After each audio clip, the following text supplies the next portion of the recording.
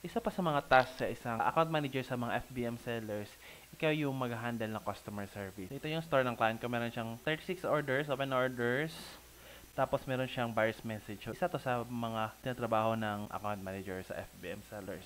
So, click mo lang yung buyer's message. Ayan. Yan, ito. Nag-chat si Christy. January 11 was the update on shipping and even my profile says that it has been lost. Can I just be refunded? Okay. Before ka mag-refund, try to investigate muna. So, copy natin itong tracking number since this is USPS.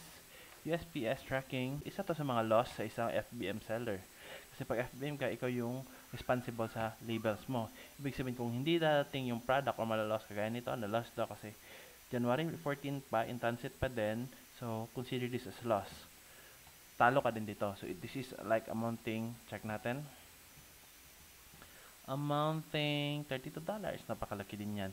Yan din yung reason na nabibenta ako ng mga cheaper products kasi ayaw ko mag-refund ng mga ganang kalaki. Napakamahal at napakasakit sa bulsa. Kaya, doon ako sa mga sa mga cheaper products kasi di talaga may iwasan yung mga ganito.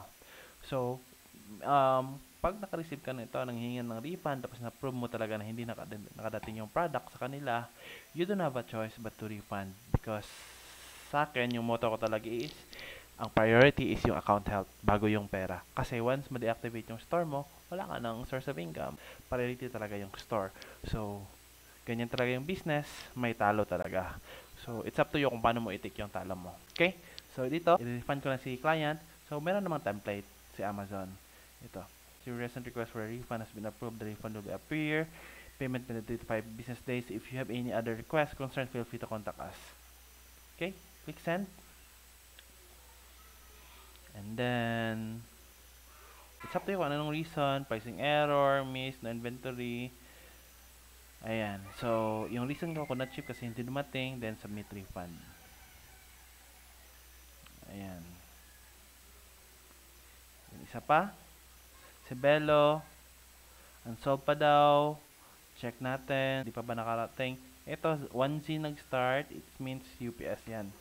So, track natin kung hindi pa nakadating. Possible loss din to. Magkano pa to? Nasa $42 to. I think. Ayan. On the way pa. January 18.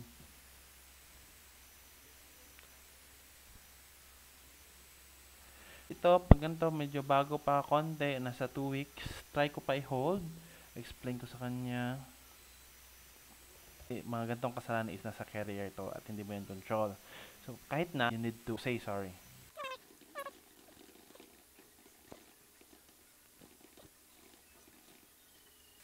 Okay, ganun lang. So, hindi naman kailangan talaga i-refund lahat. Try to prolong the process. Kasi minsan nakakalimutan ng mga client ng mga ganyan. So, prolong lang. Patagalin mo na. Yan, okay na tayo.